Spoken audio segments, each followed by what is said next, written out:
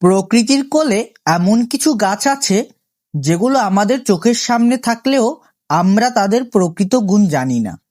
ঠিক তেমনই একটি গাছ হলো পাথরকুচি পাতা।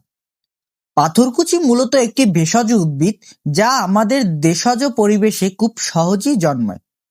এই গাছের সবচেয়ে আশ্চর্যের বিষয় হলো এর পাতার কিনারা থেকেই জন্ম নেয় নতুন চারা। প্রকৃতির এই অপূর্ব কৌশল সত্যিই বিস্ময়কর। লোকজ চিকিৎসায় পাথরকুচি পাতা বহুদিন ধরেই ব্যবহৃত হয়ে আসছে। কিডনি ও মূত্রথলির পাথর ভাঙতে এটি বিশেষভাবে পরিচিত। প্রস্রাবের জ্বালা ও সংক্রমণ কমাতেও সাহায্য করে। পেটের সমস্যা, গ্যাস্ট্রিক ও আলসারের উপশমে উপকারী।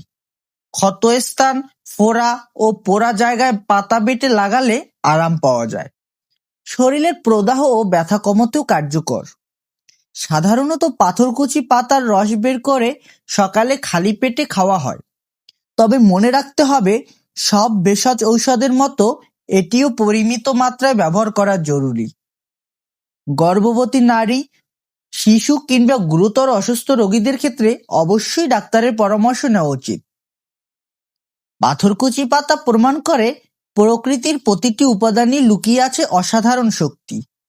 সঠিকভাবে জানলে ও বুঝে ব্যবহার করলে এই ছোট্ট পাতাই হতে পারে বড় উপকারের উৎস।